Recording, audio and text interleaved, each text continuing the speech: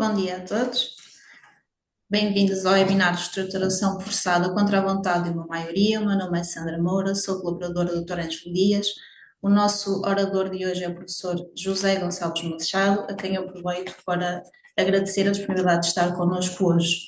Quanto ao nosso programa, ele irá consistir na formação de categorias e o seu impacto na lista de créditos, na votação e na homologação do plano de recuperação. No final, vamos ter um pequeno espaço para dúvidas e questões. Esta sessão terá a duração aproximada de mais ou menos uma hora. Aproveito também para apresentar a empresa do Dr. Ângelo Dias. A empresa, que, como sabem, tem o nome do próprio administrador. É uma sociedade de administração de insolvências que acompanha processos de recuperação, quer a nível coletivo, quer a nível singular, e também os processos de insolvência. A nossa empresa é composta por 5 elementos: o Dr. Ângelo Dias, a doutora Cristina Oliveira, por mim, pelo Dr. Joaquim Silva e pela doutora Andreia Alves. Aproveito também para apresentar o nosso orador, o professor José Gonçalves Machado, que é natural de Paredes, é licenciado em Direito pela Universidade Católica Portuguesa, mestre e doutor pela Escola de Direito da Universidade do Minho, é docente na Faculdade de Direito da Universidade de Lusófona, em curso de licenciatura e de mestrado. É também docente na Faculdade de Direito da Universidade de Lisboa e na Escola de Direito da Universidade Católica Portuguesa, em cursos de pós-graduação em Direito de Insolvência e Recuperação de Empresas. É investigador do Centro de Estudos Avançados em Direito Francisco Soares e membro da INSOL Europe. Desculpa. É advogado e of counsel da RCA na área de recuperação e insolvência de empresas e é também autor de várias publicações nacionais e estrangeiras e é regularmente convidado para participar em seminários, congressos e conferências sobre a recuperação de empresas. Desejo a todos uma boa sessão e passo então a palavra para o professor José Gonçalves Machado. Bom dia a todos. Eu estou a ver aqui algumas caras do curso de ontem, mas estamos aqui porque o tema é semelhante, talvez, e porque todos partilhamos aqui de alguma forma o gosto pela recuperação de empresas. Eu, quando primeiro queria agradecer ao Dr. Ângelo Dias pelo o amável convite que me dirigiu. Deixe-me também dar-lhe uma palavra de apreço porque além da qualidade profissional que manifestamente e das qualificações que possui e da experiência, da larga experiência, é também um ser humano que eu considero especial e uma pessoa a quem tenho muito boa consideração. E, portanto, qualquer convite que me fosse dirigido, não poderia recusar. O tema que eu sugeri,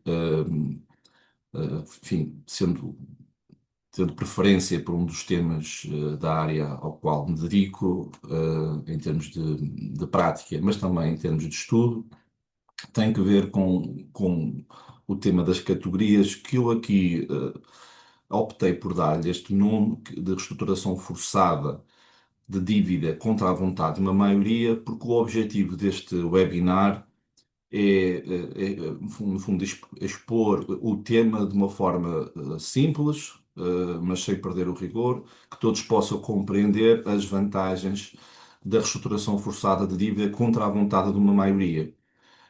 Porque todos aqueles que trabalham na área da recuperação de empresas, temos esta ideia de que vigora uma regra de maioria, uma regra democrática, em que a maioria, ou uma certa maioria, decide o destino de uma determinada empresa, seja ela eh, pertencente a um empresário em nome individual, seja ela pertencente a uma sociedade comercial. Portanto, quando falamos de empresa, falamos de um estabelecimento comercial ou industrial, uma unidade fabril, portanto, falamos de um negócio. É disso que estamos a falar quando falamos de empresa. E essa empresa pode ser titulada por um sujeito singular, uma pessoa humana, pode ser um empresário em nome individual, como habitualmente se diz, ou pode pertencer a uma sociedade comercial, como sabem. E quando esta empresa se depara com situações de crise, em que começa a ter dificuldades em cumprir com as suas obrigações, coloca-se então a questão de saber como ultrapassar este problema. E há aqui duas perspectivas diferentes e opostas que podem conduzir a resultados totalmente diferentes e opostos. Uma perspectiva é o devedor tenta fazer as coisas por si sozinho, esquecendo os credores, os stakeholders, alguns dos quais estão aqui elencados neste slide, os trabalhadores, os sócios, as entidades bancárias, os fornecedores, os credores públicos, e portanto tenta resolver as coisas à sua maneira, de forma isolada. Porventura, em alguns casos, caem na tentação de desviar património, porque pensam que já não temos salvação e, portanto, vamos salvaguardar o mais que pudermos para nós. Para nós, falo empresário no individual, falo para os sócios da sociedade comercial ou pessoas especialmente relacionadas, e vamos aqui avançar com o PER para apenas suspender ações executivas. E muitas vezes esta opção tem na base o pressuposto de que, bom, nós temos aqui uma grande dívida à banca, por exemplo, ou uma grande dívida a trabalhadores, e não é possível obter a recuperação da empresa porque já sabemos que estes credores, por exemplo, a banca, irá votar contra, porque já existe um histórico de incumprimentos, ou, enfim, já existe até um conhecimento da forma como essa entidade se comporta nestes processos, e, portanto, estas entidades tendem a atuar de forma racional na defesa dos seus interesses individuais e dos interesses daqueles que lhes são mais próximos, que em primeira linha são os sócios, se estivermos a falar de uma sociedade comercial, e, portanto, tentam acautelar os seus próprios interesses. Só que há aqui uma outra possibilidade, que é estes empresários, sejam empresários não individuais, sejam sociedades comerciais, poderem, em cooperação com alguns dos credores com quem têm uma relação de maior confiança, eu digo alguns porque não é necessário todos, não é necessário envolverem todos, quanto mais cedo o empresário se estiver desperto para esta situação, mais chances tem de obter com sucesso uma recuperação. E é normal que num leque de vários intervenientes, de vários stakeholders, existam alguns com quem eu não consiga relacionar.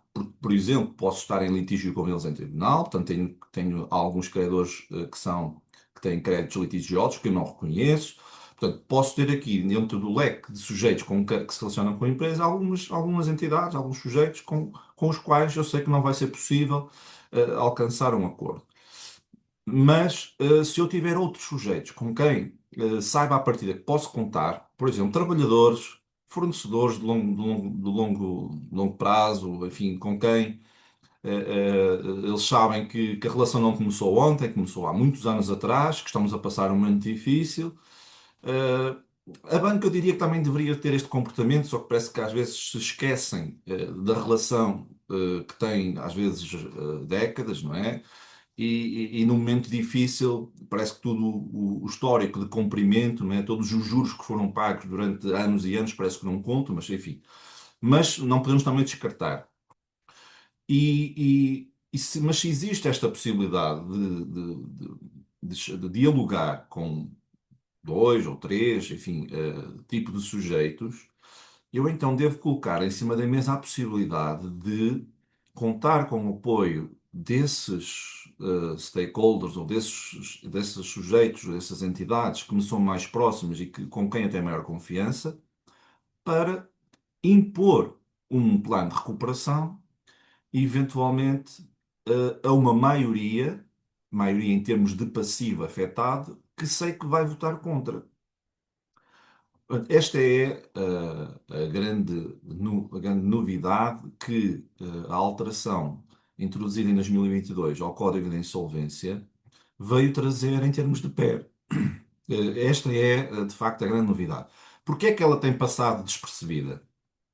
Ela tem passado despercebida porque o nosso legislador, ao contrário de outros, não fez uma lei a pensar nos destinatários reais dessa lei, que são, no final do dia, as empresas, não é?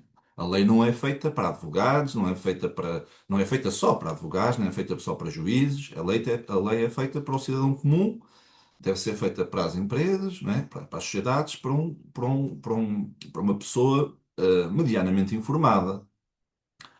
E não é evidente de que exista um sistema diferente do tradicional. Porque, por exemplo, em Espanha, o que fizeram foi autonomizar, portanto, uma secção dentro da lei concursal dedicada à recuperação de empresas por categorias. E nós não temos isso evidente. Temos aqui um conjunto disperso de normas, que eu vou-vos mostrar, passar aqui em slides, e do qual resulta que, que existem normas que são aplicáveis a esta situação, à formação de categorias. E, portanto, daí que eu diga que não, à partida não seja evidente. E, portanto, a primeira ideia a reter, que eu vos gostaria de transmitir, e que é importante os empresários e quem trabalha com os empresários e os consultores que lidam com os empresários e também todos os demais profissionais que trabalham nesta área, é o seguinte. Se, por um lado, no sistema tradicional, quem tem a maioria do passivo afetado manda na empresa, no fundo, decide o destino a dar à empresa, eh, no sentido de aprovar ou reprovar um plano. É assim que acontece na insolvência. Na pré-insolvência não tem que ser assim. Porquê? Porque as grandes empresas, querendo recorrer ao PER, têm duas modalidades. Ou recorrem a um PER com um acordo previamente acordado, previamente celebrado com os credores que representem a maioria do passivo, e então isso é possível. Não vão negociar o acordo para o tribunal, mas já levam um acordo feito, assinado, que cumpre os requisitos que a lei prevê em termos de homologação, e, portanto, depositam o acordo no tribunal e ele vai ser homologado e haverá um administrador judicial que vai ser nomeado, enfim, mais para controlar a questão da representatividade daqueles que votaram o plano e, portanto, e verificar a legalidade, ajudar o Tribunal na verificação da legalidade e do cumprimento dos pressupostos legais, mas não há negociação no contexto do PER ao abrigo do artigo 17i, que é um processo híbrido, uma negociação extrajudicial e depois o plano é simplesmente depositado. Mas neste sistema, como disse, funciona para as grandes empresas ou para as pequenas empresas somente com base no sistema tradicional, onde a maioria do passivo afetado é que decide se o plano se considera aprovado, ou seja, se há quórum ou se não há quórum para efeitos da homologação, da aprovação do plano em sede de PER. Mas existe a outra via, não é? Onde se prevê que exista um período de negociação com os credores entre 2 a 3 meses, e neste sistema as grandes empresas são obrigadas a formar categorias. E as pequenas e médias empresas, querendo, podem. Para as pequenas e médias empresas, que representam a maioria do nosso tecido empresarial, o raciocínio que tem que ser feito é este: olhar para os critérios de homologação, de aprovação, que é um dos requisitos da homologação, e verificar antecipadamente, tanto quanto possível, tentar antecipar o cenário de categorias que vão ser formadas e daquelas onde haverá uma maioria, para depois saber se verifica algum destes cenários que está aqui. Será que todas as categorias, em cada uma delas, haverá uma maioria de 2/3 de votos emitidos favorável à minha proposta de plano? Bom, se houver, é o cenário ideal. Será que eu consigo obter uma maioria de categorias? Vamos imaginar que o Tribunal fixou 6 categorias. E dessas 6, há 4 que votam a favor. Portanto, há uma maioria. Mas isso só não basta, por si só não basta. É preciso que dentro dessas 4 que votaram a favor, caso existam créditos garantidos, uma categoria de créditos garantidos que vota a favor. Eu tenho essa certeza. Tenho aqui um credor hipotecário, tenho um crédito hipotecário de 200 mil euros, que está numa categoria de créditos garantidos. Eles vão votar a favor? se eu consigo antecipar que não, se calhar tenho que pensar numa alternativa. Por exemplo, vou subdividir os créditos garantidos em créditos garantidos financeiros e créditos garantidos laborais. Porquê? Porque sei que os trabalhadores, que também têm um privilégio de creditório imobiliário especial, que são garantidos, vão votar a favor. E então já cumpro o requisito do número 2. Mas há cautela. Bom, imaginando que não existem créditos garantidos, qual é que seria o cenário? Bom, eu tenho que ter pelo menos o voto de uma categoria, se houver uma maioria de categorias e não existindo créditos garantidos, dentro dessas categorias que votam a favor, pelo menos uma das categorias que vota a favor não pode ser créditos subordinados. Tenho essa certeza, tenho essa garantia. Garantia no sentido de certeza? Se sim, pronto, então será aprovado ao abrigo desta subalínea 3. No pior cenário, nunca ninguém joga para o empate, mas às vezes o empate sabe a vitória, não é? E aqui, no pior cenário, posso ter aqui um caso de empate. E neste caso de empate tem pelo menos uma categoria de credores não subordinados que será favorável. E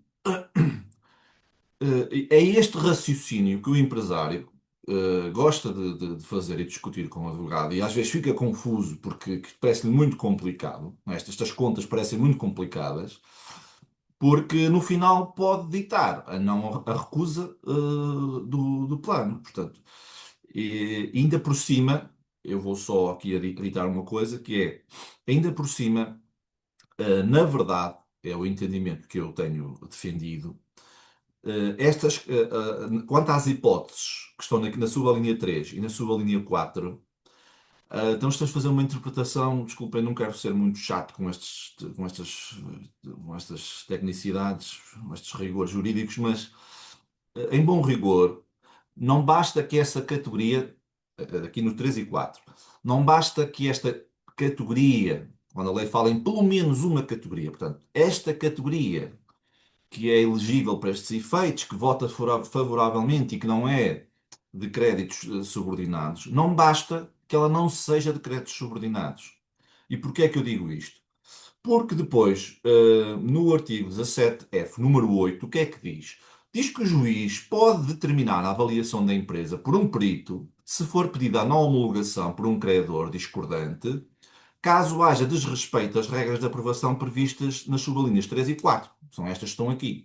3 e 4. E qual é o sentido desta norma? O sentido desta norma é este. A diretiva, que esteve na base portanto, da criação, da transposição deste regime, portanto, a diretiva 2019-1023, aquilo que diz a este respeito é preciso que haja o voto favorável de uma categoria que, na terminologia em inglês, não seja considerada out of the money. Ou seja, out of the money significa que, em caso de liquidação, essa categoria out of the money significa que ela não recebe nada em caso de liquidação. E, portanto, para que não seja considerada out of the money, significa que em caso de liquidação tem que receber alguma coisa. E por isso é que é necessário fazer uma avaliação. Porque essa avaliação vai dizer se essa categoria que foi determinante para que o plano se considerasse aprovado, vai dizer que se o voto dela é, na verdade, relevante. Porque se essa categoria que foi relevante para preencher estes critérios do número 3 e número 4, que não é de créditos subordinados, mas também está equiparado aos créditos subordinados. Porquê? Porque em caso de liquidação não recebe nada.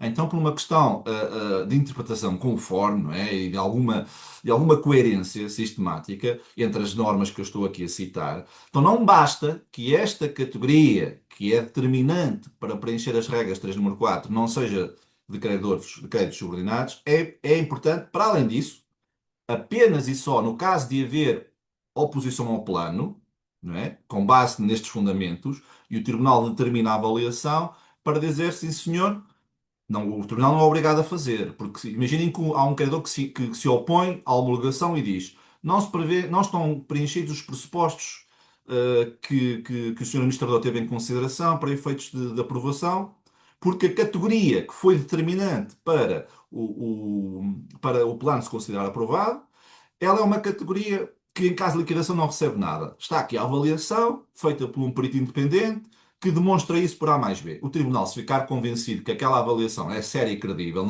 não precisa fazer outra.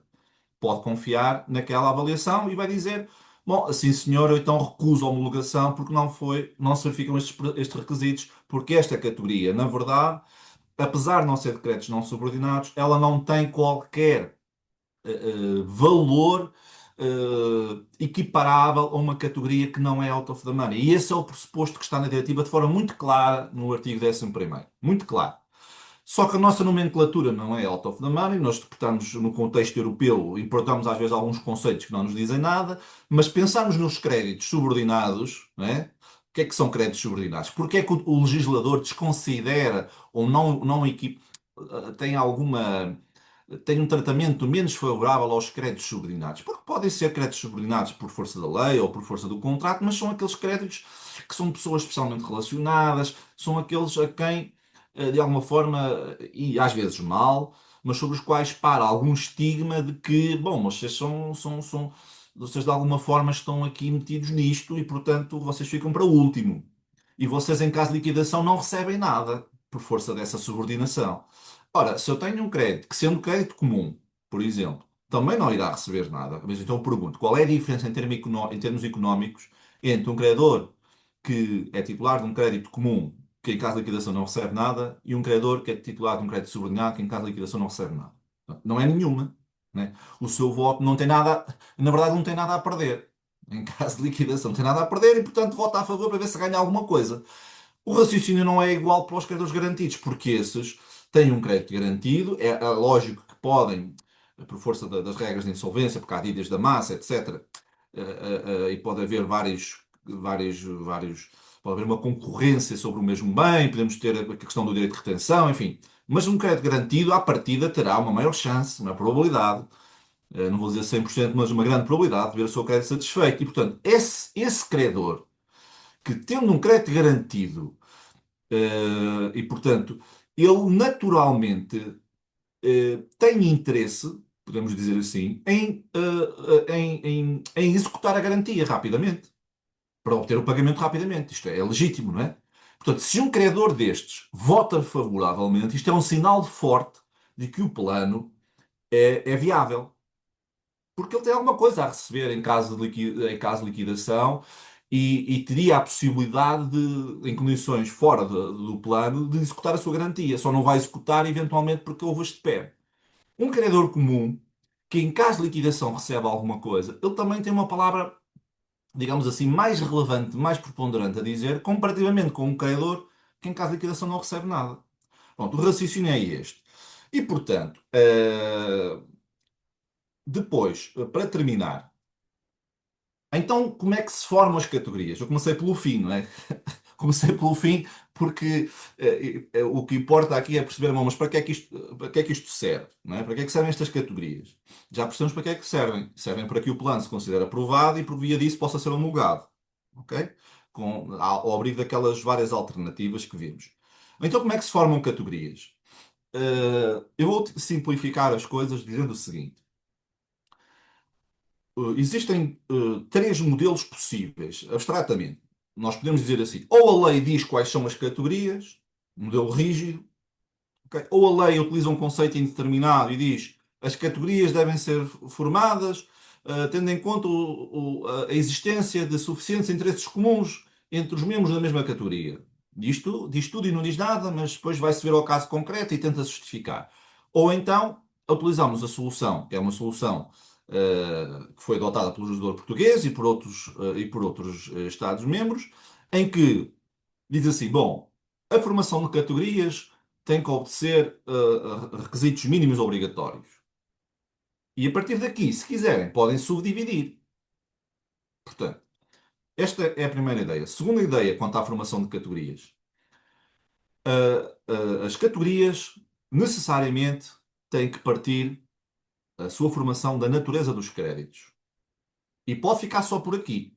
Ou seja, eu posso ter uma categoria, vamos chamar a categoria A, credores garantidos, categoria B, credores privilegiados, categoria C, créditos comuns e categoria D, ou 4, se quiser utilizar os números, créditos subordinados. Portanto, tenho estas quatro. Pronto. E então eu vou fazer o. E estas quatro são representativas do universo dos credores que existem.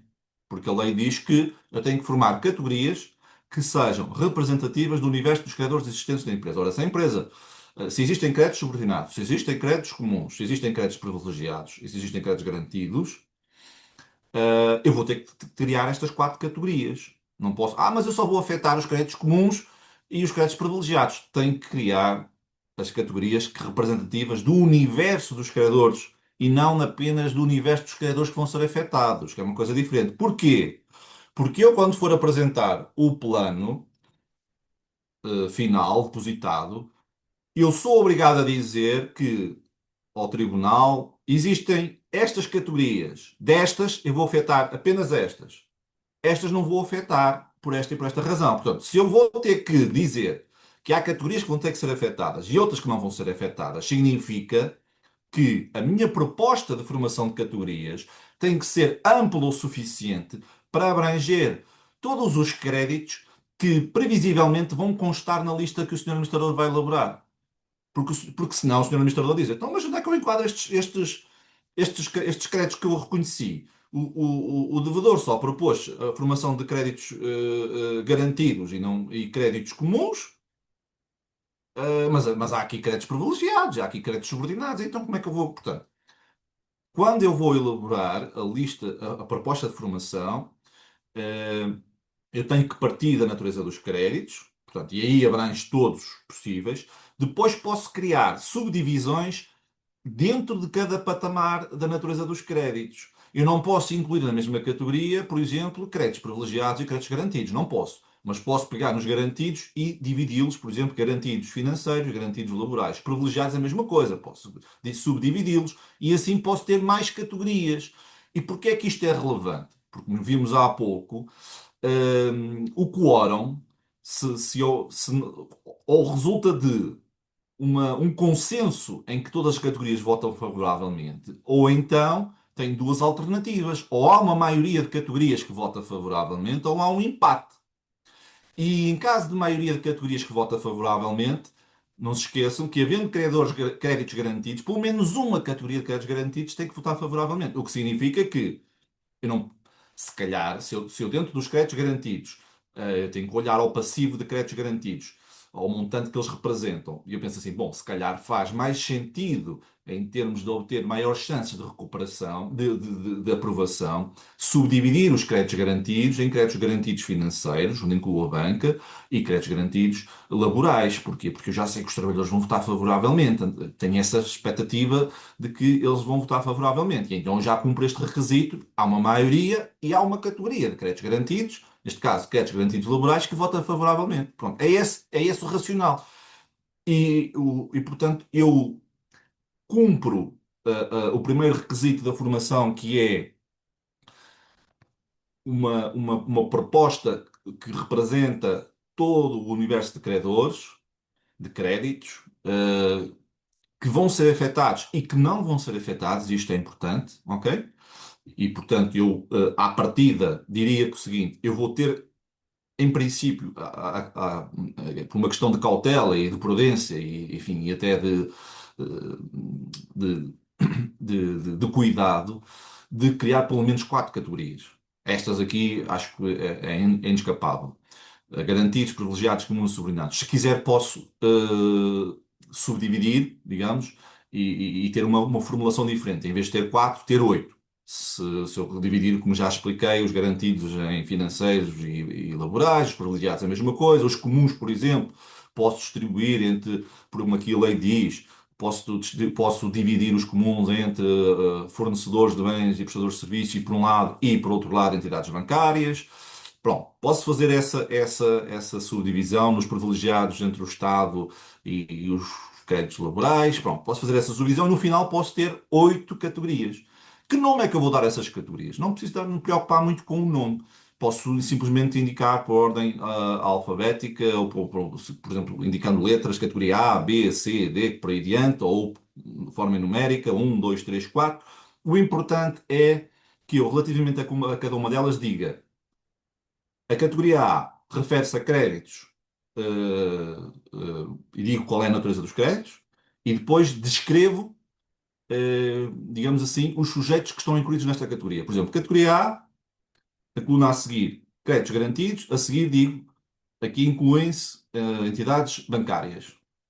Categoria B, créditos garantidos. Aqui incluem-se créditos privilegiados imobiliários especiais dos trabalhadores. Percebem? É este raciocínio para cada uma das categorias. Portanto, tenho 8 categorias, ordenadas de 1 a 8, ou de A e adiante.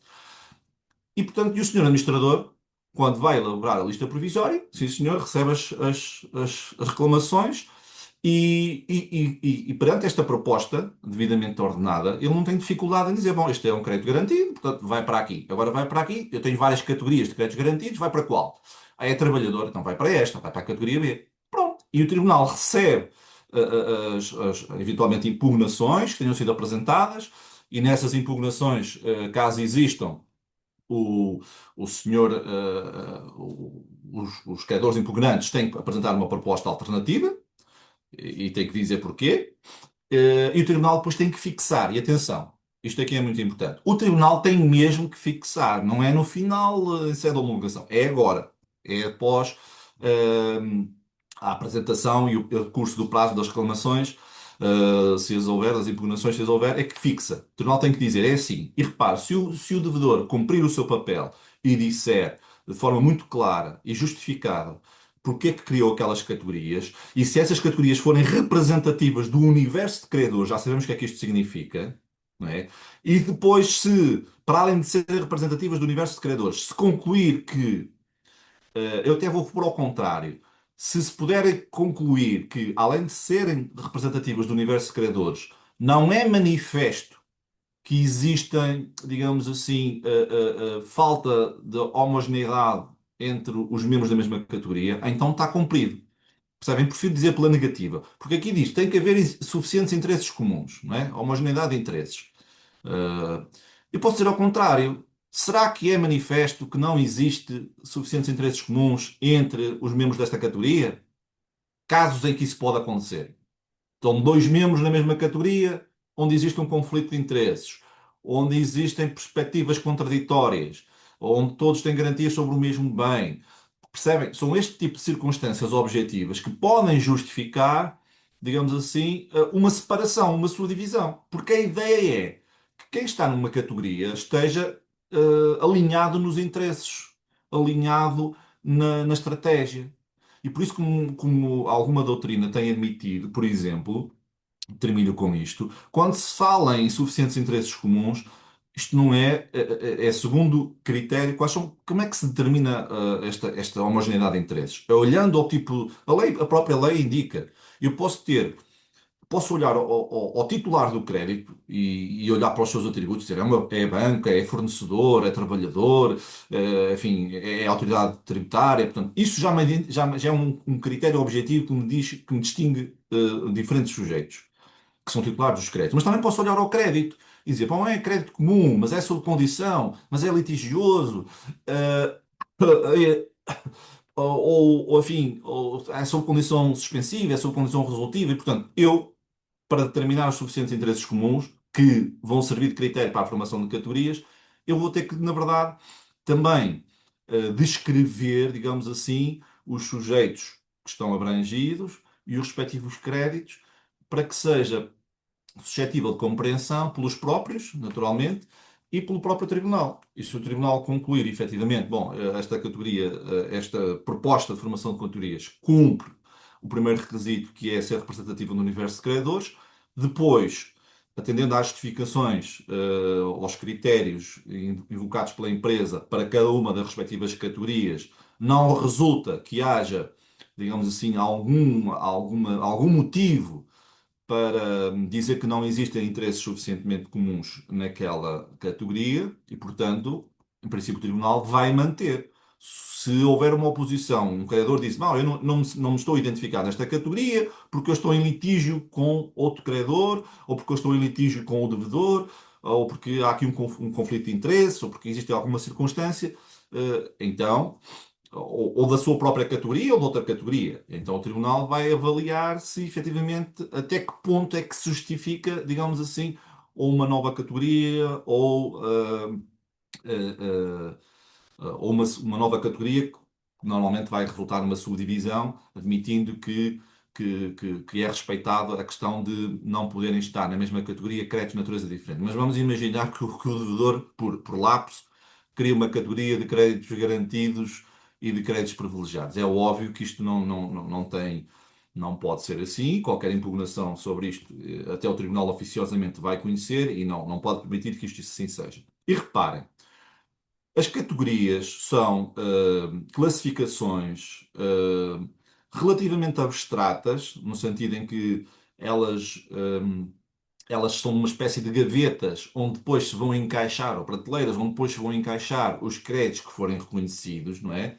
E portanto eu não sei, à partida eu posso conjecturar que créditos vão ser reconhecidos, não é? Mas eu não sei com certeza quais serão. E também não sei que categorias é que vão ser afetadas, mas eu tenho que curar estas categorias de forma relativamente genérica a abranger os possíveis créditos, mas também tenho que atender à realidade concreta e por isso tenho que justificar porque é que as vou criar, ok? O tribunal vai fixar. Mas não se esqueçam que a minha proposta de plano, e com isto termino, pode prever inicialmente afetar duas ou três categorias das seis que eu propus. Mas o plano final que eu deposito pode alterar aqui as regras do jogo. Porquê? Porque eu, no decurso das negociações, posso perceber, bem, eu afinal pensei que poderia contar com determinada categoria que votasse maioritariamente a meu favor, mas afinal não. Ainda bem que eu criei outras categorias, porque estas outras vão votar a favor. Percebem? Daí que há cautela. eh, Se eu tiver mais categorias, talvez não depende dos casos, seja mais provável obter o quórum necessário para aprovação. Pronto, esta é a minha exposição, não sei se me alonguei demais, mas acho que sim, que eu tinha previsto muito menos tempo. Peço desculpa pela extensão, mas também depois poder prorrogar. Agora ficaria totalmente disponível enfim, para quaisquer dúvidas e quaisquer questões que queiram colocar, ou partilhas, podem não ser dúvidas, podem não ser questões, podem ser reflexões que vocês tenham da vossa prática e, e agradeço a vossa atenção e peço desculpa pelo tempo a mais que demorei para um webinar.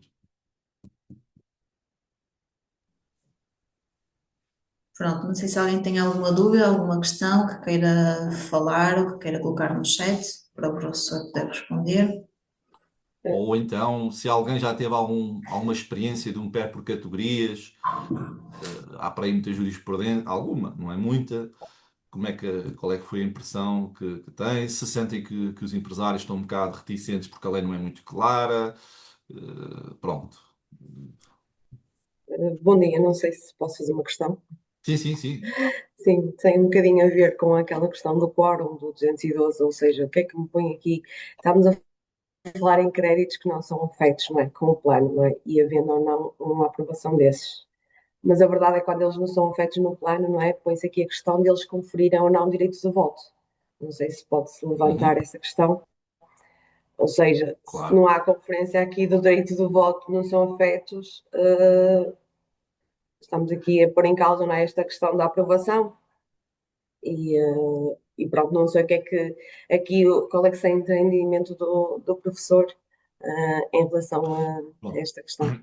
essa regra, naturalmente, que só vai ter direito de voto os créditos que são afetados pela parte dispositiva do plano, não é? Isso não se. As regras de contagem portanto, 1 euro um voto e as regras de contagem do voto e até para aquelas situações onde o tribunal terá que ponderar qual é, por exemplo, créditos sob condição, o tribunal terá que ponderar quais são os direitos de voto que aquele crédito representa e, naturalmente, reflexamente, o respectivo titular tem relativamente a esse crédito, porque o mesmo credor pode votar em diferentes categorias, o que também pode ser um motivo para o afastar, para criar uma subcategoria, não é? Porque o seu voto está contaminado por ele estar em várias categorias e, portanto, isso pode ser uma razão objetiva para o separar, porque, como é óbvio, ele não vai pensar com duas. Eu estou a pensar aqui num caso muito concreto em que um credor com um passivo muito significativo era um credor comum, mas tinha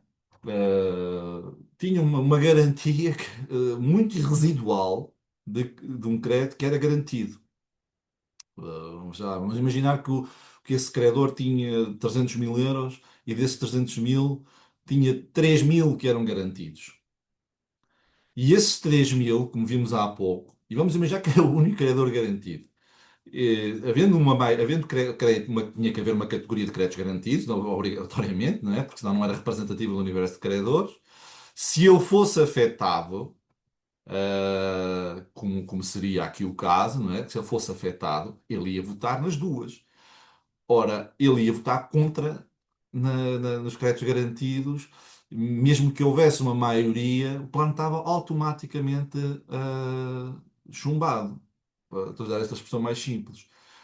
E o que aconteceu, estou a passar num caso muito concreto, foi que o devedor propôs que os créditos garantidos fossem subdivididos em dois, financeiros e não financeiros. Só que por acaso o nosso colega administrador de insolvência, colega, enfim, de profissão, isto foi logo muito nos inícios, não se apercebeu ainda que havia este regime, nem o próprio tribunal se apercebeu e fez a divisão segundo o método tradicional, garantias privilegiados como subordinados, quatro, pronto.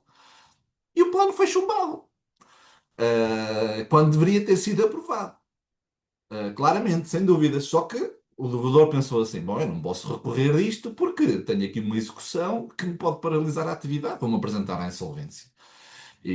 Claro, teve outros custos que seriam evitados, mas pronto, existe esta problemática. Mas, apesar da lei às vezes não o dizer expressamente, as categorias que são contabilizadas pelo senhor administrador e pelo tribunal para efeitos de apuramento do quórum são as categorias cujos créditos são afetados pela parte dispositiva do plano.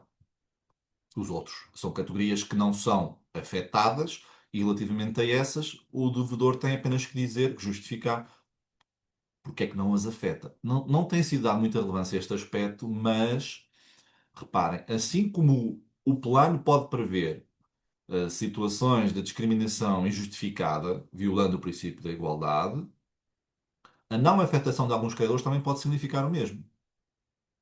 Porque é que este não é afetado e eu sou? Porque é que eu vou... Porque isto significa, no limite, porque é que eu vou receber em 10 anos e aquele não vai receber tudo de uma vez? Não é porque ele não é afetado, não é? É isso que está aqui em causa.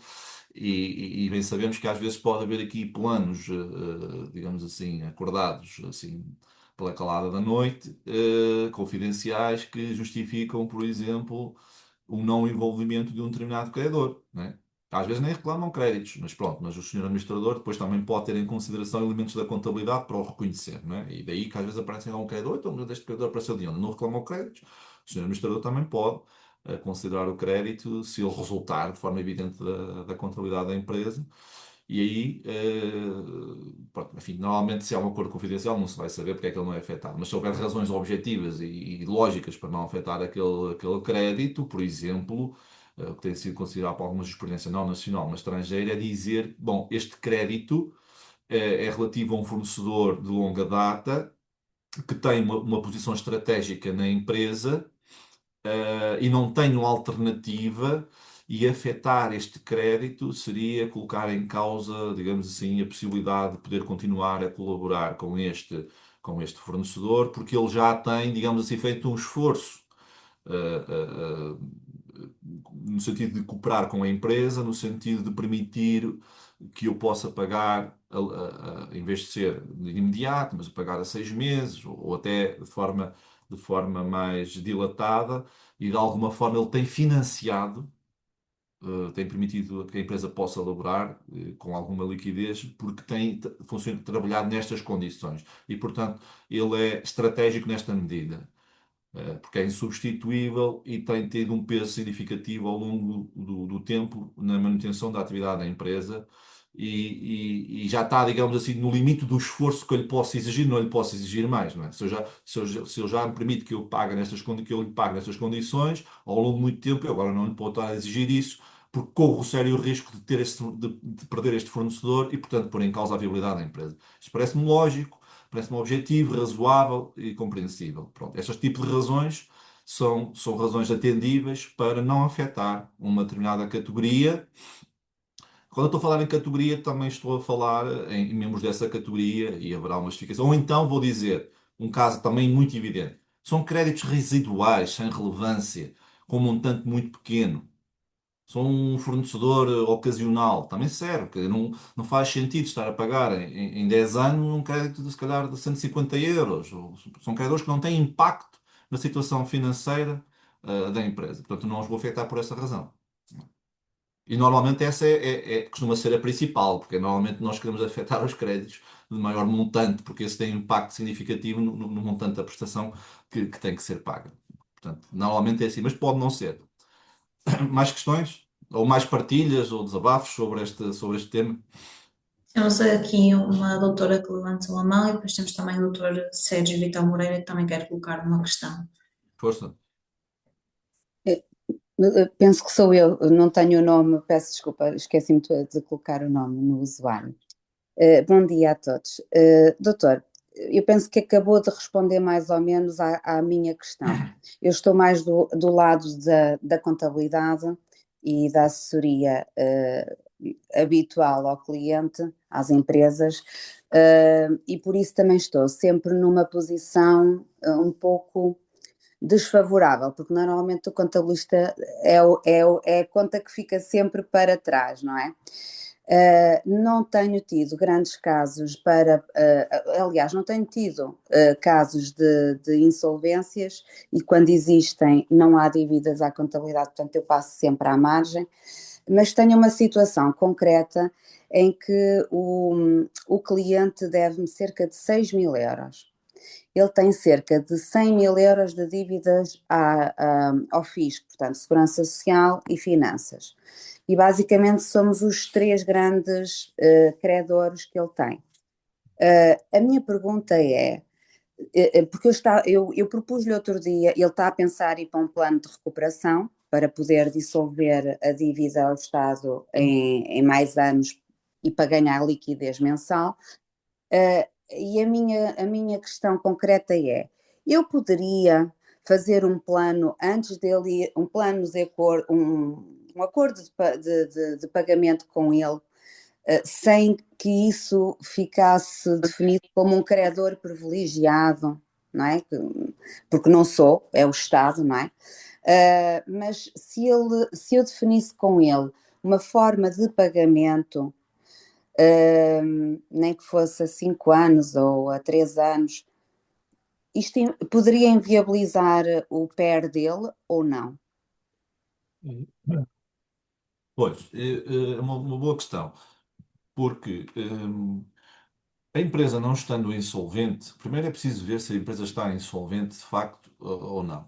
Ela pode não estar, não pode não ter sido declarada insolvente, mas é preciso ver se de facto está insolvente no sentido em que não tem liquidez para, no curto prazo, É o cumprir caso, com doutor. com as suas obrigações, Eu, nem eu, existe uma perspectiva de, de reversão da situação. eu, A eu, situação eu de posso insolvência não é uma situação concretizar temporária. até melhor, até para o doutor perceber o meu alcance da minha pergunta. Sim, Este cliente em especial tem duas vertentes de negócio ligadas, portanto, às crianças, é um centro de estudos uma parte de transporte de crianças.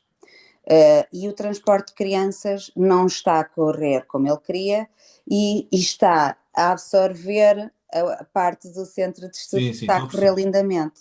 Portanto, o que Pronto. ele queria era, no fundo, acabar com a parte do transporte e continuar a Pronto, trabalhar. ele tem duas possibilidades, que é, admitindo que não está insolvente e que, portanto, com alguma dificuldade vai conseguindo pagar, não a todos, mas alguns vai conseguindo gerir a dívida, mas com dificuldade, e se calhar vai gerindo desta forma, enfim, um bocado perclitante à espera que surjam melhores dias, mas ele não tem que, se não está insolvente, não tem que recorrer a um PER, não tem que recorrer, existe outro regime que é o RER, ele pode simplesmente até para evitar a situação de insolvência, que é fazer um acordo com cada um dos credores. O Estado e a Segurança Social e Finanças, se não for pelo PER, eles não costumam fazer acordos, não é? Pois, às vezes costumam aceitar, às vezes até acontece que no PER não aceitam e depois a seguir já aceitam. E, portanto, isso depende da situação e E da depende do montante negociação. da dívida. Porquê? Porque as condições para estabelecer um plano pode exigir a prestação de garantias e etc. E não haver garantias para prestar. que é o caso. Isso é difícil, então, de obter esse pagamento em prestações e por via do PER, se calhar, seria mais viável. Ora, se for através do PER, não faz muito sentido estar a estabelecer, porque assim, qualquer acordo que se faça, e também é um caso interessante que é. Por acaso já falei, tratei no tema, mas agora não importa. Mas só para dizer o seguinte: há situações que têm sido colocadas até numa dimensão. ahm, Estou a pensar no grupo muito conhecido, Sign World, que era um grupo muito conhecido ligado ao audiovisual, de cinema, em que basicamente houve um acordo com um determinado criador antes de haver processo de recuperação, no sentido de se pagar de determinada forma, e depois, a seguir, esse devedor apresentou-se a um plano de recuperação e alterou o acordo que tinha feito anteriormente. Então, mas discutia-se aqui se como é que eu ia dizer? Se o devedor atuou aqui de forma abusiva, então se tu Sim, foste fazer um acordo comigo e agora a seguir vais para o tribunal, quer dizer, se nós fizemos um acordo a pagar em 10 prestações, tu agora vais-me propor receber em 30? sim. Pronto, neste caso que eu estou a pensar, isto foi considerado legítimo, que havia o facto de haver um acordo anterior não impedia que a seguir esse acordo pudesse ser modificado, desde que se verificassem os critérios que a lei prevê para a homologação deste tipo de acordos. Portanto, se fizer, o devedor depois também vai ver, quer dizer, ele vai ver se isto resolve o problema ou se não resolve, porque se não resolver o problema, ele não fica amarrado a um acordo que foi previamente negociado. Ele pode modificar esse acordo e, portanto, ele pode ir tentando, e é bom que o faça, dizendo, olha, ok, vou... Isto às vezes acontece mesmo de uma forma informal, que é os devedores dizem, ok, eu pago uma prestação agora neste mês, pago outra no próximo e vou liquidando assim. Mas às vezes nem há acordo escrito, há um acordo verbal. Isso não impossibilita que o devedor possa legitimamente dizer, bom, eu não consigo, isto que eu delineei de uma forma um bocadinho desorganizada, não me limita em termos de faculdade de recorrer a um pé. E no caso aqui até poderá ser vantajoso, e imaginando que é uma pequena e média empresa, e que depois aquilo, os créditos tributários levantam outro problema, que tem sido discutido, que é a indisponibilidade dos créditos tributários, o que é que isso representa, porque não basta só cumprir o limite das prestações, segundo alguma jurisprudência, no fundo dão um direito de veto à autoridade tributária. E o Tribunal mal tem considerado que, bom, ok, eu vou homologar na mesma o plano, mas ele não afeta a autoridade tributária.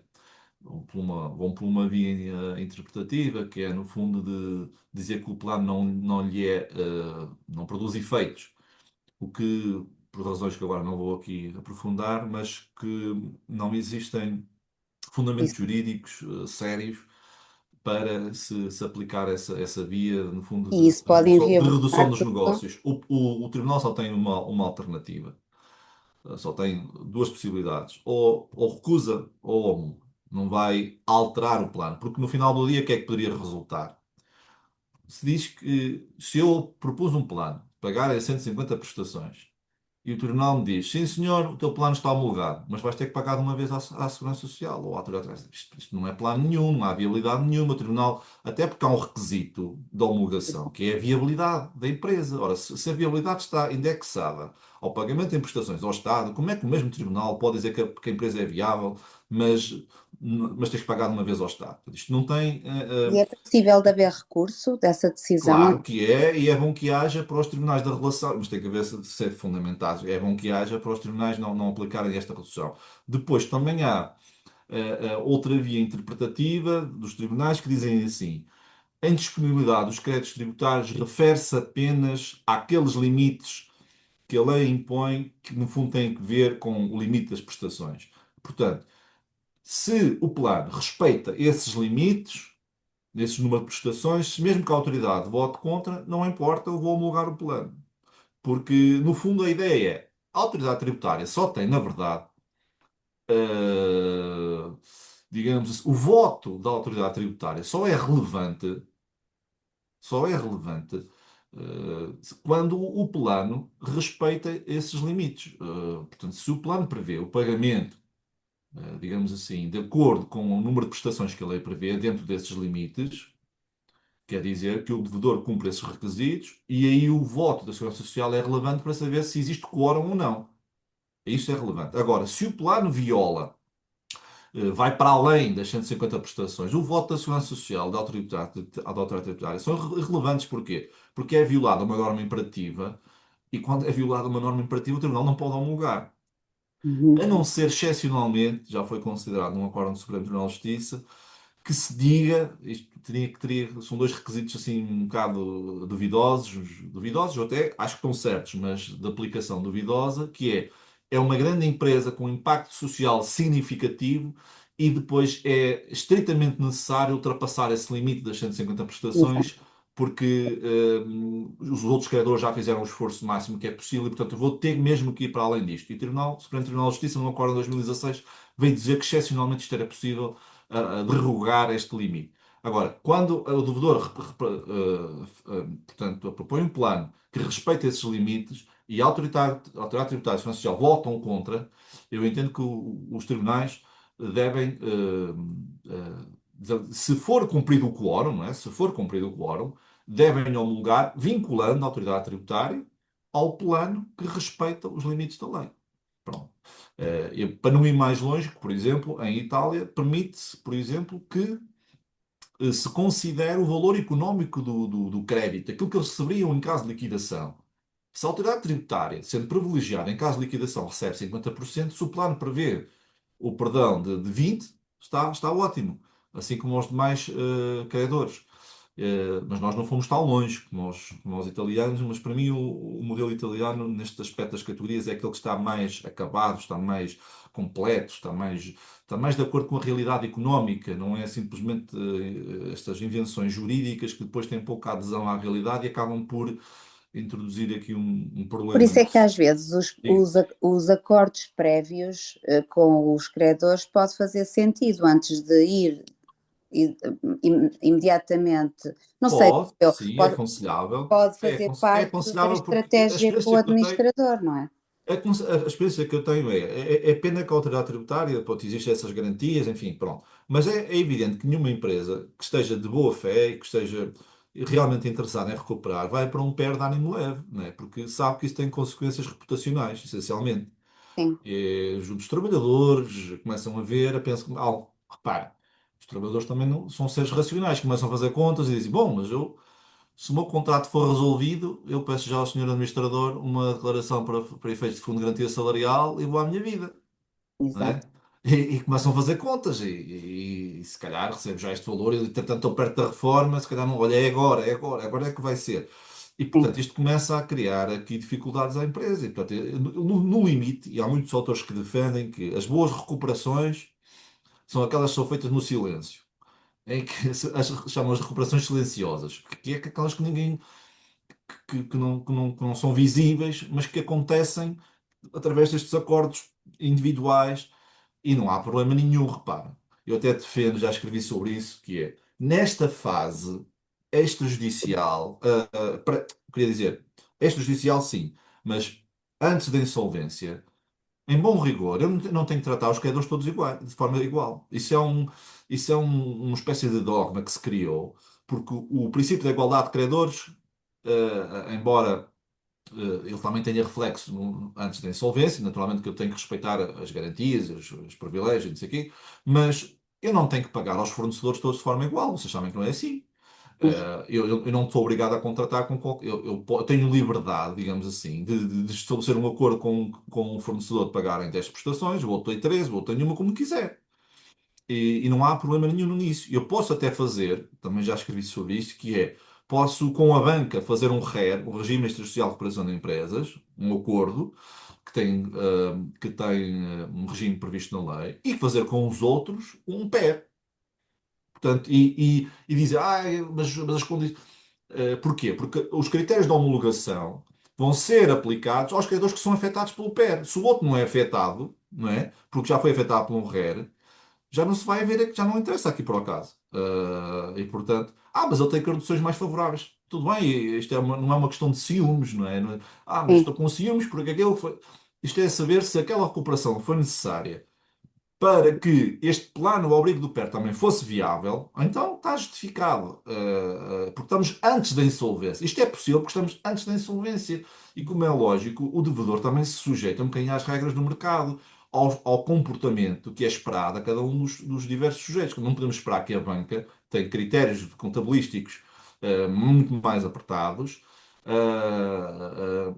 que se comporte como um fornecedor, não é? São situações diferentes. E por isso eu acho que é aconselhável e é avisado que o devedor possa estabelecer acordos com os respectivos credores. Até porque se o fizer, depois previne até a insolvência. Porquê? Ao fazer esses acordos, a dívida não se considera vencida, não é? Porque está a cumprir um plano. Está a cumprir Sim. um plano, portanto, não há um incumprimento de generalidade das obrigações. Se alguém requerer a insolvência, ao abrir do artigo 20, vai dizer, incumprimento. Disse, não, olha, fiz acordo. É sim, senhor, devo ao contabilista, mas tem aqui um acordo. Portanto, estou a cumprir, não há incumprimento. Tenho um acordo com. Pronto, se for só a dívida à Segurança Social, é um dos indícios, não é? Contribuições à Segurança Social é um dos indícios que está previstos que estão previstos no artigo 20 do Código de Insolvência, no número 1, a linha I, a linha G, sim, créditos tributados, e o 1 e 2. Pronto. Tem aí previsto créditos tributados, contribuições à Segurança Social e também dos trabalhadores. Mais questões? Muito obrigada. Nada, nada, nada. Ou alguma partilha que tenham tido de PERs, se a vossa experiência. Eu sinto que há uma certa resistência. eh, Temos o doutor Sérgio, eu vi aqui. Diga, diga, diga. e o doutor José Diga, também diga, diga. colocou aqui um comentário no chat a dizer: excepcionalmente é possível derrogar as 150 prestações, mas o direito informático não o permite. O direito informático eu não percebi.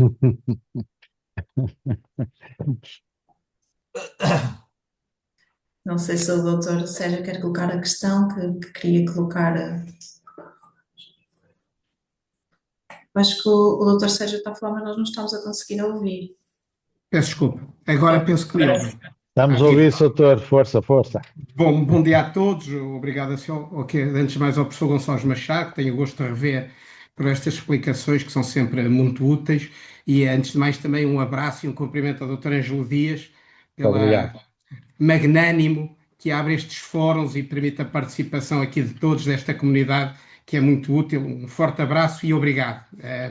Sr. Professor Gonçalves Machado, eu tenho ouvido, não só hoje, como em diversas ocasiões, num conjunto de conferências e de palestras, visto que sou um prático essencialmente desta área, e uma nota curiosa, nós assistimos, e o Sr. Professor naturalmente fará depois a sua apreciação, são comentários introdutórios que em nada o comprometem. A minha sensibilidade é que assistimos aqui antes até, depois da Diretiva 2019 e até à transposição em 2022, assistimos na comunidade académica e nesta comunidade de práticos, o seu professor cumula essa qualidade e é excelente que assim seja, há um grande hype, uma grande excitação com este modelo do cross-class cram-down, não é? No dizer anglo-saxónico. E o que eu noto, curiosamente, é que depois a transposição é de 2022 e não temos num instituto, ele chama um expediente, mas já estava a moralizar, que no instituto que tem esta capacidade, tem esta potencialidade, o mesmo tem sido utilizado de forma pouco a miúdo, para dizer o menos. Eu que tenho algumas dezenas de pés, quer na qualidade de requerentes mesmos, quer na qualidade de mandatária de credores, contam-se pelos dedos de uma mão.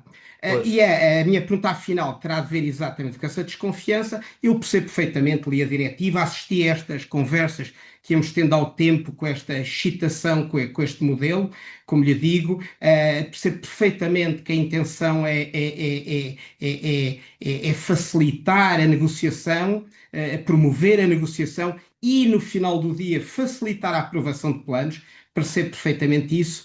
Mas o que eu vejo na criação de categorias, nos poucos processos que assisti, eu nunca o fiz, confesso, e é isso que também busco nestas conversas, é perceber um bocadinho da engenharia que me traga o saber e a capacidade crítica de montar essas categorias, de olhar para um universo de credores junto de um devedor meu cliente e ter a capacidade de engenhar, de criar estas categorias, no sentido sempre da aprovação do plano, mas o que eu tenho visto na aprovação das categorias, ou na pretendida aprovação de categorias, é sempre no final do dia, até no absurdo da fragmentação. Já vi casos de categoria com um único credor.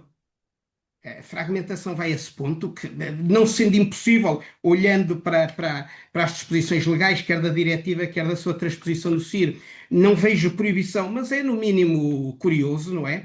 Mas a minha preocupação, Sr. Professor, e com isto coloco-lhe a questão prática de sensibilidade, é que o que me parece que tem sido feita a utilização faz lembrar o PER nos primeiros tempos, de 2012, em que havia os mais entusiasmados eram um conjunto de empresas abusadoras do Instituto. Eram as empresas manifestamente insolventes. Em boa altura, depois, em 2015, tivemos a moralização do procedimento de PER. Mas também aqui, o que vejo nos mais entusiasmados na utilização das categorias e na forma engenhosa como as propõem, e não tenho visto dos juízes, se calhar também porque as partes que se querem opor a essas categorias não têm tido o engenho e o saber de desmontar o racional.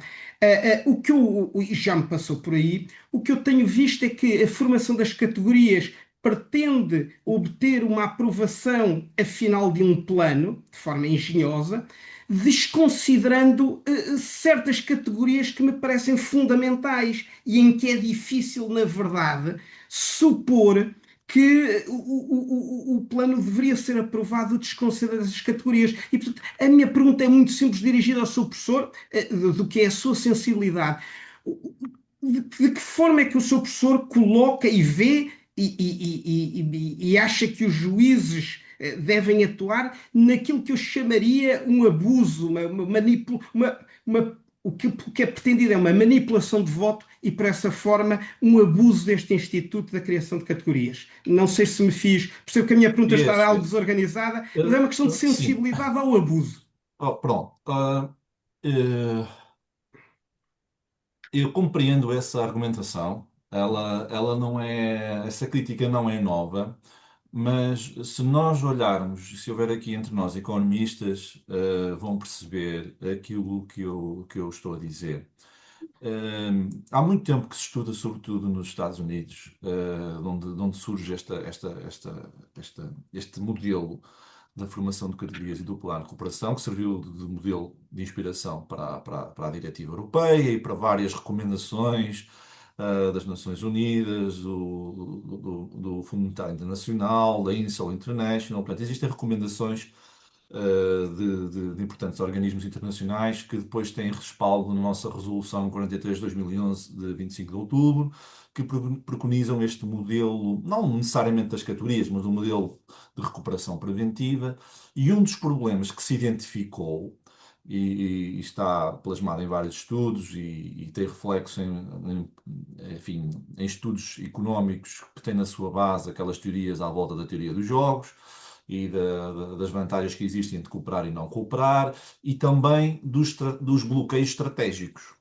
Os bloqueios estratégicos, ou também chamado no Brasil o voto abusivo, é simplesmente aquele voto que reside simplesmente na liberdade, na autonomia que é reconhecida a cada credor, de isoladamente e entendendo apenas aos seus interesses e nada mais, votar contra porque sim.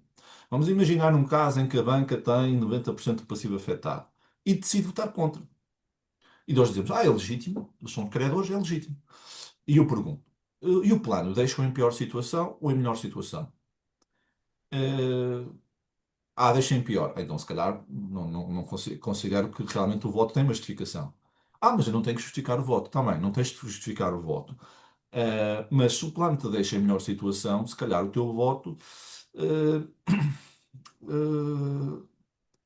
está aqui entre o voto legítimo e o voto abusivo, tem uma fronteira às vezes um bocadinho tênue.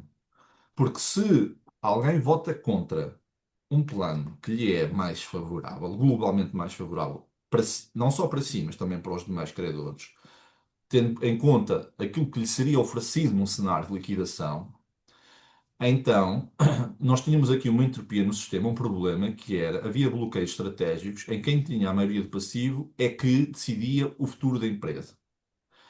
E depois isto criava um problema grande, que era um desinteresse dos demais credores em participar, porque quer dizer, não vale a pena participar, que o meu voto não tem peso nenhum. E então, a questão das categorias visa de alguma forma, e eu vou dizer estas palavras que também já escrevi sobre isto, que é facilitar, no fundo é desconsiderar, rebaixar a importância do critério democrático de aprovação dos quórums que está subjacente, não é? Uh, e como? Chamando o tribunal a um controlo sobre o conteúdo do plano em termos de justiça distributiva sobre os demais credores. E, portanto, sim, senhor, não se venha dizer que o voto que o voto é abusivo com o simples argumento de que se visa facilitar a aprovação, porque essa é exatamente a razão de ser da formação de categorias. Não é outra, é facilitar a aprovação. Ah, mas isso vai resultar em categorias unipessoais. Não é, esse não é o problema. Até porque a própria diretiva, isso é uma consequência, pode ser uma consequência natural, até porque a própria diretiva prevê outra coisa, que isso sim é um contrassenso, pode ser, que é em criar uma categoria de créditos indiferenciados onde não há suficientes interesses comuns. Porque elas não cabem em mais nenhuma categoria, desde que não estejam em causa, digamos assim, créditos indiferenciados de natureza diferente. Mas se forem créditos da mesma natureza, pode ser criada uma categoria indiferenciada, onde o critério é a ausência de interesses comuns. E portanto, agora, onde é que está, ou quais são os. Porque o Tribunal também não tem poderes para inventar lei, inventar critérios legais. Os critérios legais é saber se as categorias são representativas do universo de credores. São, porque todos os créditos das diferentes naturezas estão aqui abrangidos nestas categorias. Pronto, esse é o ponto de partida. Segundo, se eu ao criar as subdivisões que expliquei atendi a critérios objetivos justificados, atendi. Ah, mas isto deu em 10 categorias. Qual é o problema? Não existe um limite ao número de categorias. Eu estou a pensar num caso, este tem muito mais desenvolvimento em Espanha, até porque tem outra dimensão e a doutrina, enfim, em todos os aspectos são maiores do que nós. E há casos onde os credores comuns podem haver motivos, por exemplo, repara, eu tenho um credor que é leasing, um crédito comum, um leasing. Eh, eu posso, porque que eu não hei de distinguir? Mas só tenho um. Mas dentro dos leasings até posso ter diferentes. Posso ter o leasing imobiliário sobre o imóvel e o leasing sobre bens móveis, sobre os veículos. E eu posso distinguir, porquê? Porque existem razões objetivas. Bom, uma coisa são os veículos, outra coisa é o imóvel. Os veículos facilmente os posso substituir eventualmente. Agora o imóvel não. E porquê? Repara, a questão das categorias, isto é importante que eu vou dizer, que é, a questão das categorias não visa só apenas facilitar a questão da aprovação, é evidente. Mas o problema do abusivo ou não abusivo não está aqui, porque este controle vai ser feito pelo tribunal depois, em sede de homologação. Em sede de homologação é que eu vou saber se, digamos assim, os credores ou as categorias vão ser injustamente tratadas. Por isso é que o tribunal diz assim, a diretiva diz assim, bom, quando há formação de categorias, eu tenho dois cenários possíveis. Ou tenho um cenário em que o plano é consensual porque é aprovado por cada uma das categorias, ou tenho um cenário onde o plano não é consensual porque há pelo menos uma categoria que vota contra. Sempre que haja uma categoria que vota contra, há um mecanismo, digamos assim, de proteção das categorias discordantes. E este mecanismo tem dois requisitos. O primeiro é dizer assim: há, pelo menos, segundo a diretiva, uma categoria que vota a favor.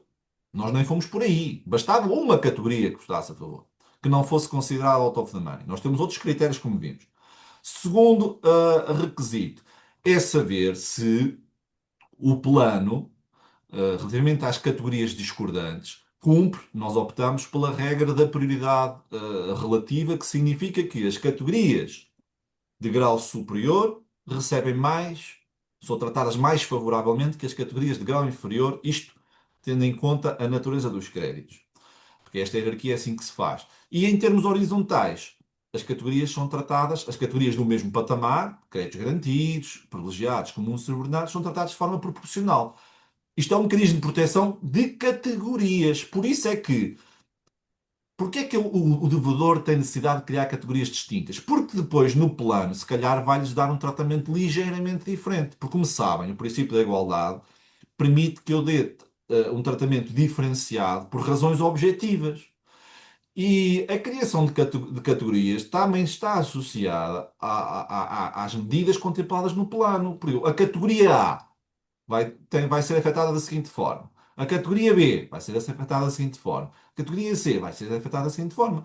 Portanto, as categorias não visam apenas, digamos assim, não estão relacionadas apenas com os critérios de aprovação, mas também com os critérios materiais de homologação que respeitam às próprias medidas do plano. Porquê? Porque no final do dia, se houver uma categoria discordante, ou mais, e que se oponham ao plano, o Tribunal vai aferir critérios de proteção das categorias, não é de proteção dos créditos das categorias. Porque aí há requisitos específicos para. A lei diz claramente no artigo 17F, diz quando fala em categorias e quando fala em partes ou créditos afetados. A categoria representa todos os membros dessa categoria que vota contra.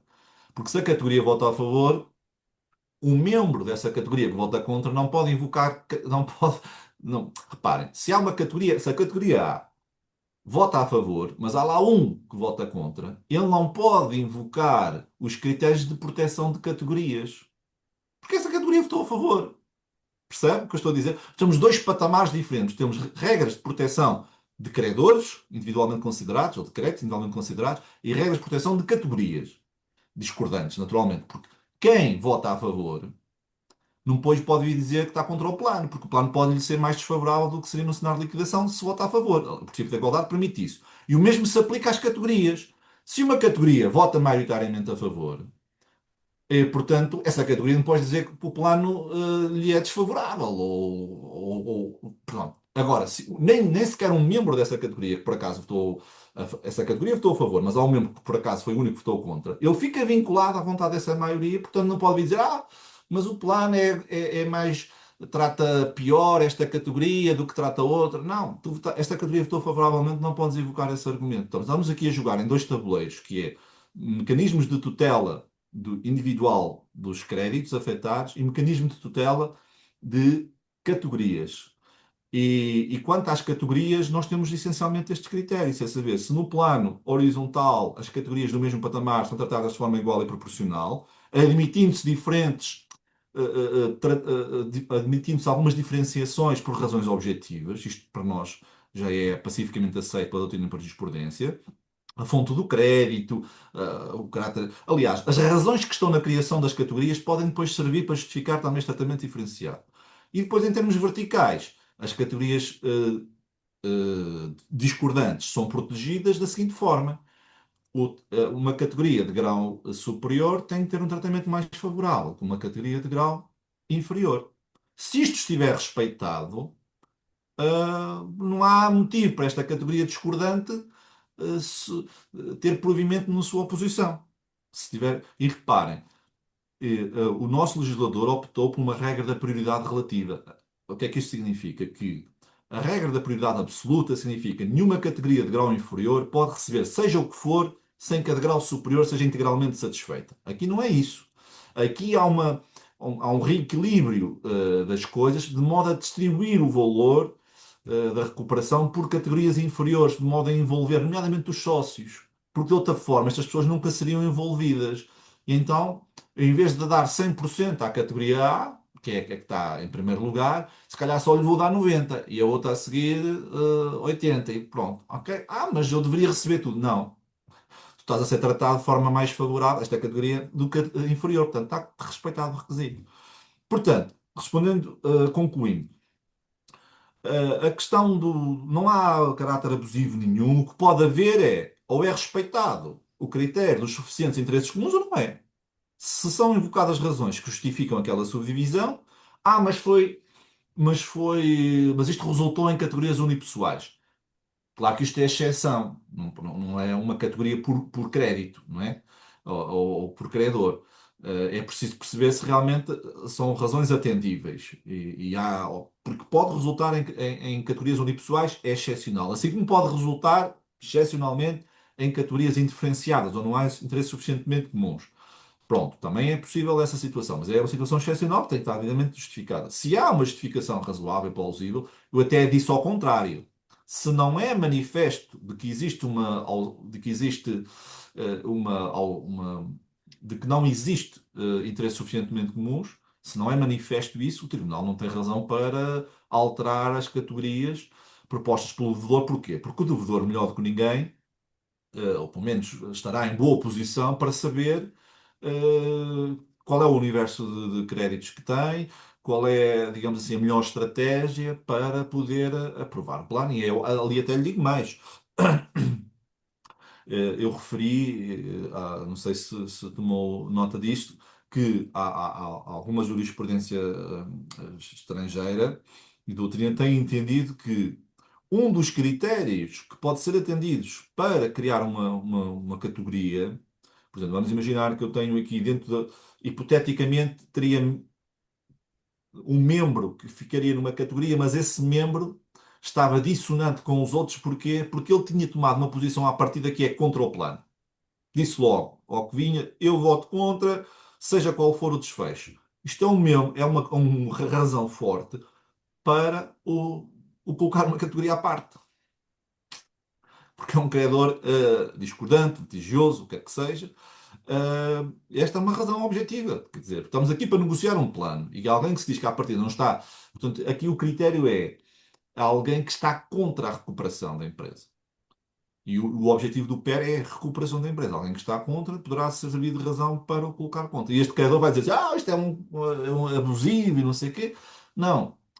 Se houver esta razão objetiva, não é abusivo. O que ele depois vai poder dizer é, em sede de oposição à homologação, eu fiquei nesta categoria e estou a ser tratado de forma desigual relativamente aos outros no mesmo patamar.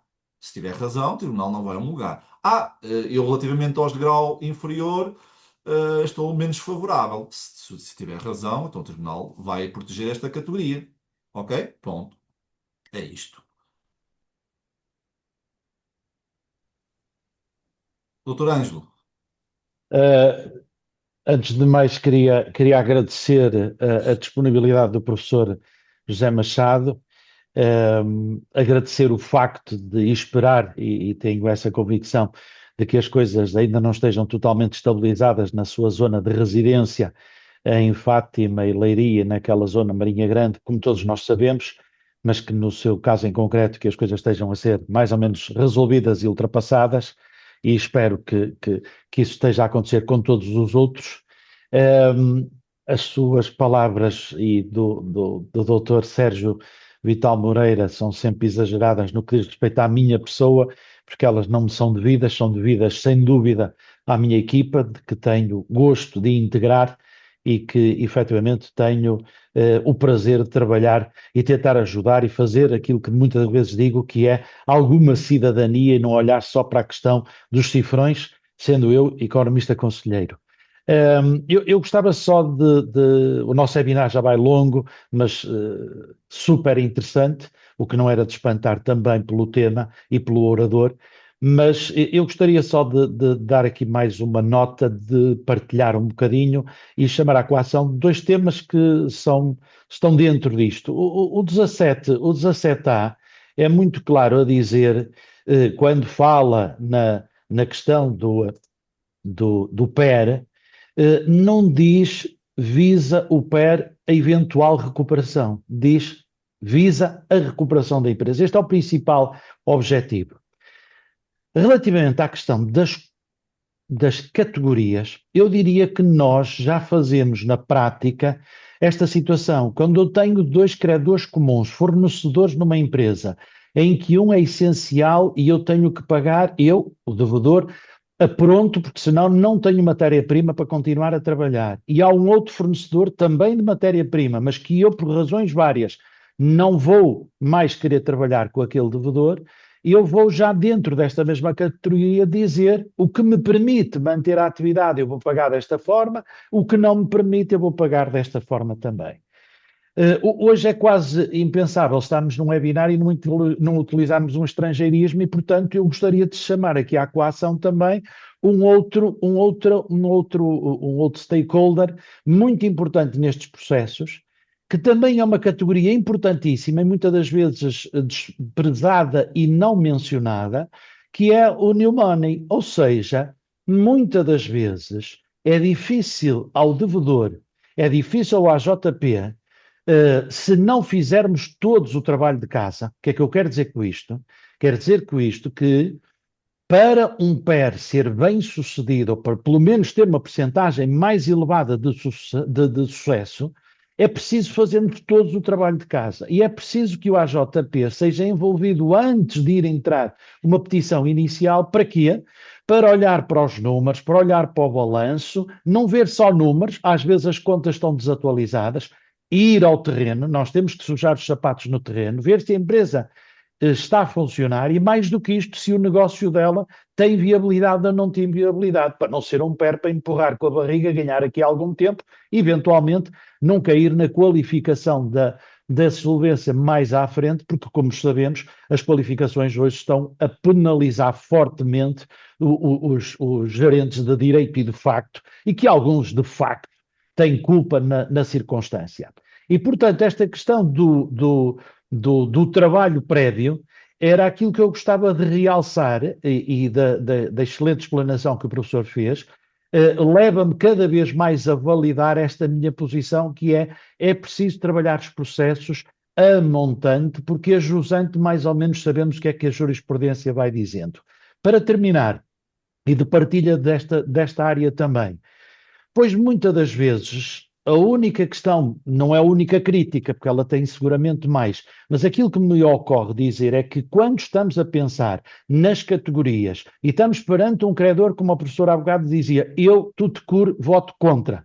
E quando estamos a começar a dialogar, a negociar com este devedor, já me tem acontecido, a começar até pela própria banca, que hoje está respaldada na Sociedade de Garantia Mútua, já não é as LIS garantes nem as NOR garantes, mas nas sociedades de garantia mútuas, diz claramente: eu não voto, eu não reúno, nem quero saber disto para nada, porque vou acionar a garantia, falem com quem de direito. Portanto, muitas das vezes temos credores que dizem não, sejam qual forem as circunstâncias, e que na evolução da negociação, muitas das vezes até passam a integrar, teoricamente, a categoria dos new monies. Isto porquê? Porque percebem que há um interlocutor, porque percebem que há ali alguém que efetivamente trabalha e há um JP que se junta com a devedora para encontrar a melhor solução, que seja sempre muito melhor, e tem de ser, do que a liquidação, porque todos vão perder. E, portanto, esta questão, muitas das vezes, aí sim, eu sinto que às vezes há uma dificuldade, é preciso às vezes inventar um bocadinho, porque não o fizemos na altura da constituição da lista de credores, mas que a posteriori na negociação vamos verificar que vão aparecendo os tais credores que vão permitindo que a empresa esteja em atividade, e mais do que isto, vão aparecer credores que nem o eram à partida, mas que alimentam a atividade da empresa. E já agora também dar só uma outra nota: se o trabalho de casa for bem feito, provavelmente até poderemos ir a uma solução que quase nem tenha que passar pelo PER e possa ser extrajudicialmente, na tal silêncio, porque estes processos, quando têm muita publicidade, mais atrapalham do que ajudam, e que muitas das vezes há já até um possível investidor. E outra questão que eu dou muita relevância é ter em atenção que tipo de credores a devedora tem e que tipo de clientes é que a devedora tem. Às vezes a solução pode estar também nestes stakeholders, e não pensarmos só em pedir o sacrifício e arcates e pedirmos perdas de capital e pedirmos perdas de situações que muitas das vezes não têm necessariamente que ocorrer. Basta às vezes reestruturar bem e com objetividade e com criatividade, mas que a criatividade não seja a pôr uma empresa a faturar 10 vezes mais com o mesmo tipo de estrutura que sempre teve nos últimos 10 anos e que foi sempre igual e que sempre perdeu dinheiro. E obrigado pela oportunidade.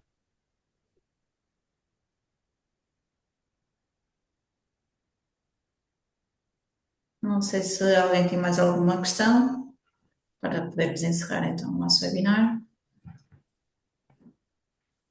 Penso que não. Pronto, agradeço ao professor pela partilha e pela disponibilidade e desejo a todos um bom dia e uma boa semana.